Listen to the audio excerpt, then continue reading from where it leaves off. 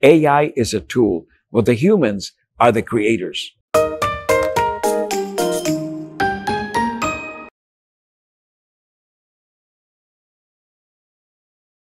Design, it's very much rooted in the culture and definitely for the audience for which it is intended. I have worked with design of newspapers all over the world, and obviously, when you land in a place, you cannot bring a model or a template in your head that you have used in Brazil and apply it in Sweden, for example. So one of the things I do, I immediately visit the art galleries. How do the local artists paint? How do the local architects build? And what is the color palette of this place? And so in that way, I can take culture, I can take the roots of the people themselves and apply them to what I'm going to design. And I think that that has been a trademark of my work. It's never to go into a place and bring in ideas that were conceived and created for a totally different environment and community or culture. I understand the fears and the doubts about AI.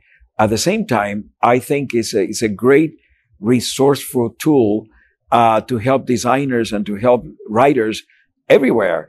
If you see it as the analogy of the crane, a crane is going to do heavy lifting for you.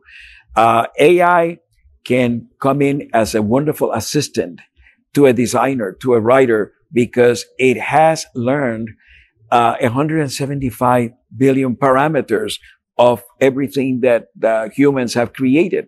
And let's not forget that part of it. Humans input everything that AI knows, the humans have input. And so now the humans are going to get back from AI, but a human has to be there at the end of the process to verify, to make sure that at the end of the day, the robots are not hallucinating or giving you information that is not correct. So I see AI as a great tool to assist. The first thing we need to do in terms of storytelling, the now and the future, is to realize that most people consume information on a very small platform, a mobile device. And we need to create stories that are easier to consume on a very small platform of a telephone. We also need to become aware that it's not only words that are part of a story, that you tell stories through video, through audio. And all of these are components that a writer and a designer need to keep in mind. That the story today is you begin reading and suddenly you see a text followed by a video, and then suddenly there might be a graphic, and the graphic will be followed by audio. So an appeal to the senses, hearing, seeing, all of these becomes very important in the new way of storytelling. But that's a challenge for traditional journalists and traditional writers who believe that the only way to tell a story is through words. I get the question of whether print is dying every day before 11 o'clock in the morning. And the answer is no. I think that only last week, a new magazine, Nylon, was born in print. Why? Because advertisers like print. I believe that print is no longer the protagonist for news. Nobody comes to a printed newspaper to get breaking news, but it is what many refer to as the luxury of paper. If you don't want interruptions, which you get on the phone you say you have an Instagram message, your mother is calling you, it rings, it takes you to Facebook. If you want a very relaxed experience, a magazine or a newspaper, you can turn off your phone and sit down and read. That will always be welcome. In terms of daily newspapers, I think Monday through Friday, print will not exist.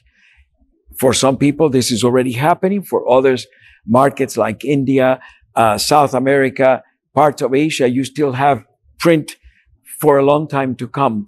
But the weekend printed newspaper will still be there because people will want to relax with their printed newspaper.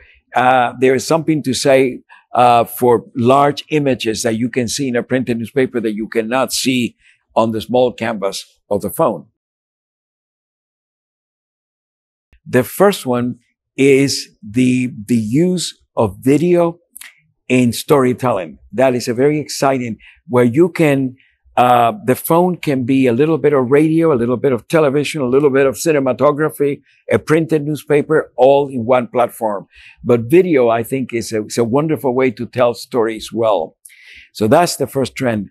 The second trend is that there is more experimentation with typography. We are seeing a revival of type, and digital designers coming to terms with the fact that type is extremely important, not only for legibility, for also for aesthetics. So there are young type designers coming up with great type fonts, and I think that's exciting. And the third is how humans and artificial intelligence will work together, the dance between the humans and the robots in bringing about visual imagery that is beyond what we are doing today.